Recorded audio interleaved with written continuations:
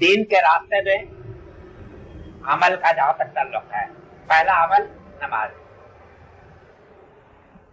روزے معاشر کے جاگودار بود اولی پرسش نماز بود۔ بہرحال جس کا بھی شعر ہے، بہت ہی معقول بات ہے کہ دین میں پہلا قدم جو ہے شریعت کا وہ نماز، جس نے نماز نہیں پڑھی وہ دین میں داخل نہیں ہوا۔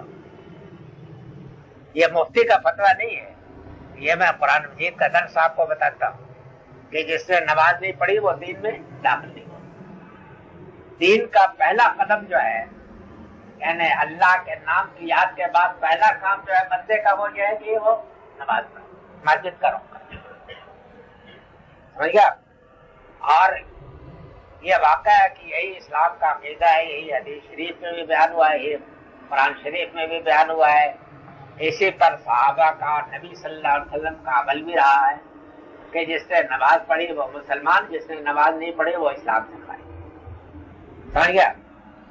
یہ زمانہ اور زمانہ ہے، اس زمانے میں نماز پڑھنا تو درکنار نماز کا قائل ہونا بھی ضروری ہے، اور کسی معمولی کام کے لیے نہیں بلکہ لیڈر بننے کے لیے بھی نماز پڑھنے کی ضرورت نہیں ہے، نماز کا قائل ہونے کی بھی ضرورت نہیں، سمجھ گیا؟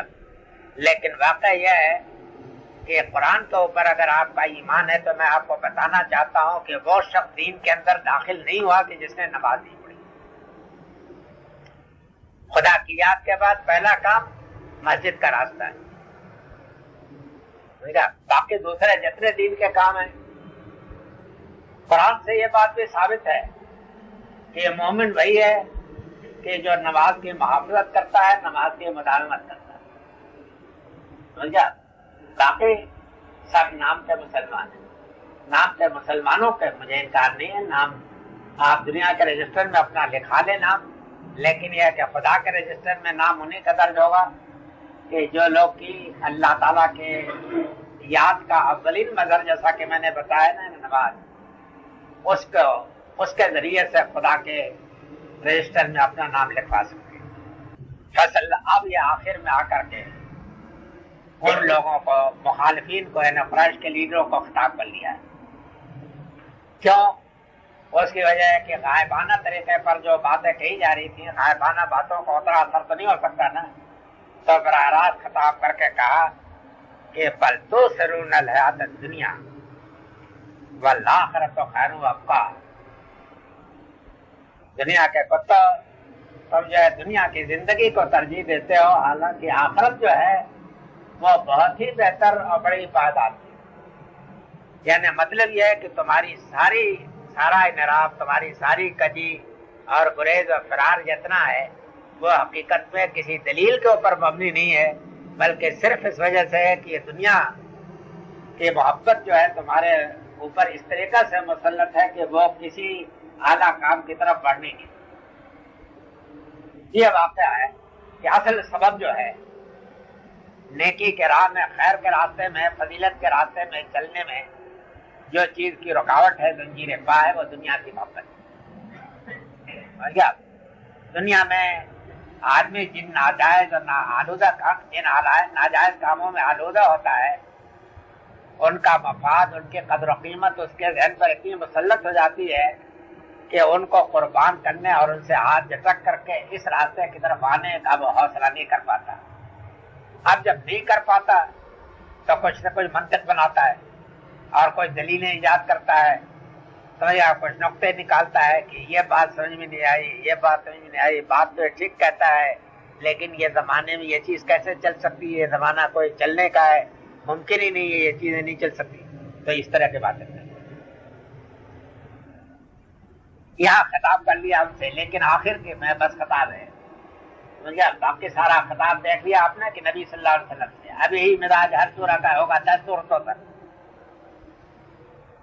ان ھذا لفی الصحف الاولی، صحف ابراہیم و موسیٰ، یعنی یہ تعلیم جو تمہیں پیغمبر دے رہے ہیں قرآن کے ذریعے سے، یہ کوئی انوکھی بات نہیں، نئی بات نہیں، یہی تمہاری فطرت ہے، اور آدم کے وقت سے، جب سے انسان کا وجود ہوا اس وقت سے یہی تعلیم، یہ واقعہ ہے۔ آخر آپ کے پاس کون سا تاریخی ریکارڈ ہے؟ تورات ہی تو ہے، جس میں کہ آدم سے لے کر کے ایندھن تک کی تاریخ بیان ہوئی ہے. پھر اس کے بعد قرآن مجید میں وہ تاریخ بیان ہوئی ہے، قرآن مجید میں بیان ہوئی ہے. تو واقعہ ہے کہ حضرت آدم سے لے کر آخری نبی محمد صلی اللہ علیہ وسلم جو ہے، آپ نے یہی تعلیم دی ہے کہ جو اس قرآن سے، یعنی لوگوں آخرت ہے، آخرت کے تیاری کرو، یہ دنیا چند روزہ ہے، یہ فانی ہے، کلمہ آپ کے اس کی حقیقت کچھ نہیں، اصل چیز یہ.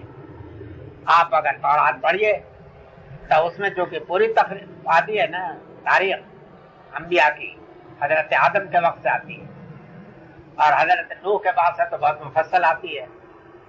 تو بے شمار انبیاء ہیں اور ہر نبی نے جو تعلیم دی ہے وہ یہی تعلیم دی. تو گویا یہ بتایا ہے کہ یہ تعلیم کوئی انوکھی تعلیم نہیں ہے کہ تم کان کھڑے کرتے ہو تمہیں حیرت ہوتی ہے، نہیں. خود تمہارے ملک میں یہ تعلیم جن کے تم اپنے اولاد ہونے کا دعویٰ کر رہے ہو، حضرت ابراہیم حضرت اسماعیل کی طرف تو اہل عرب بھی اپنے کو منسوب کرتے تھے بڑے فخر سے، ان کی تعلیم یہی ہے. سمجھ گیا؟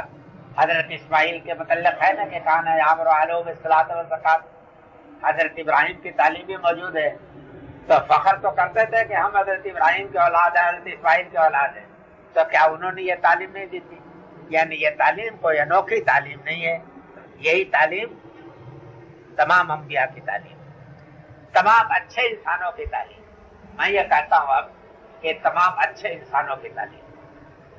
کلمہ پہ دنیا کے اندر جتنے بھی بڑے آدمی پیدا ہوئے ہیں، بڑے آدمی سے مطلب اچھے آدمی، ان سب کی تعلیم یہی رہی ہے، خواہ وہ کسی مذہب کے گزرے ہو.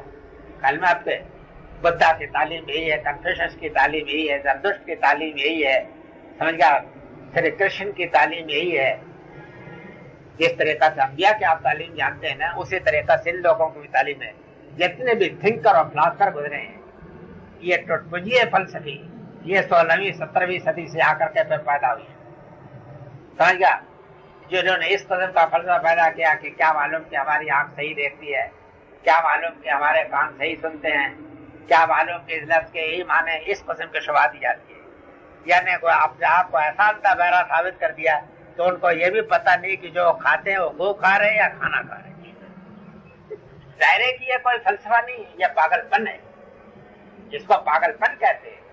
جس نے یہ قیمتی آنکھ لگائی ہے، اس لیے تو نہیں لگائی ہے کہ یہ نہ وہ دیکھے اور جھوٹ بولے، کہ چیٹی کو کہے کہ یہ ہاتھی ہے اور ہاتھی کو دکھائے کہ یہ چیٹی ہے. یہ تو نہیں ہو سکتا. جس نے یہ لگایا ہے وہ مہربان ہے، خالق ہے، اس نے اسی لیے لگایا ہے.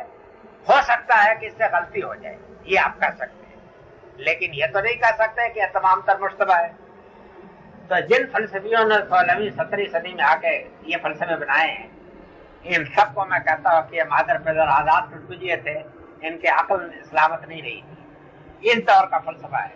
باقی رہ گا کہ ہمیشہ عاقلوں نے، فرزانوں نے بہرحال بنیادی حقائق کو مانا ہے کہ اس کائنات کا ایک خالق ہے، سمجھ گیا، اور وہ اس صفات کا ہے، ان صفات کا ہے، اور اس کا یہ دنیا ہے.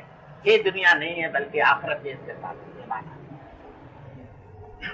فرمایا کہ یہ تمام صحیفوں میں ہے، یہی تعلیم اگلے صحیفوں میں ابراہیم اور موسیٰ کے صحیفے خاص طریقے بیان کیے. اس میں حضرت موسیٰ کا صحیفہ تو معلوم ہے.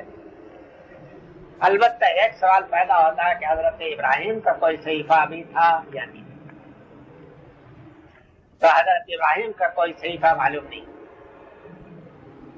سمجھا، لیکن اس میں کہا ہے. تو یہ ظاہر ہے کہ عرب جو تھے، حضرت ابراہیم تو حضرت اسماعیل حضرت اسحاق کی ایک شاخ تو وہ ہے جو بنی اسرائیل کی شاخ ہے. اس شاخ میں تو حضرت ابراہیم کی تعلیمات ریکارڈ میں ہیں، یعنی تورات میں ہے.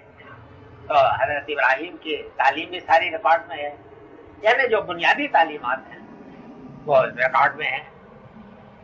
تو اس کو کہہ سکتے ہیں کلمہ پہ کہ وہ ابراہیم کا صحیفہ، اس لیے کہ ابراہیم کی تعلیمات کا سارا ریکارڈ اس میں موجود ہے. پھر قرآن مجید میں موجود ہے. یعنی مطلب یہ ہے کہ دونوں شاخوں میں یہ موجود ہے. دوسری شاخ حضرت اسماعیل والی جو شاخ ہے اس میں حضرت پیدا ہوئی ہے، اور آپ نے ملت ابراہیمی کے اوپر اس ملت کی دعوت دی قرآن کی. ہم اور آپ جو ہیں اصل میں تو ملت ابراہیم کے پیرو ہیں. تو یہ صحیفہ حقیقت میں ملت ابراہیم کا صحیفہ ہے، اور حضرت ابراہیم کی تعلیمات تورات میں بھی ہیں.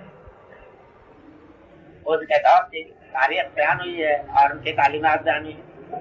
تصوف ابراہیم سے مطلب وہ یہ صحیفے ہیں. پہلا وہ جو تورات کے ساتھ ہے، اور اس کے بعد یہ مکمل ریکارڈ یہ ہے ملت ابراہیم کا. بارک اللہ لنا ولکم فی القرآن العظیم ونفعنی وإیاکم بالآیات والذکر الحکیم واستغفر اللہ ان اللہ غفور رحیم وصلی اللہ تعالی علی خیر خلقہ محمد وآلہ وصحبہ اجمعین برحمتک یا ارحم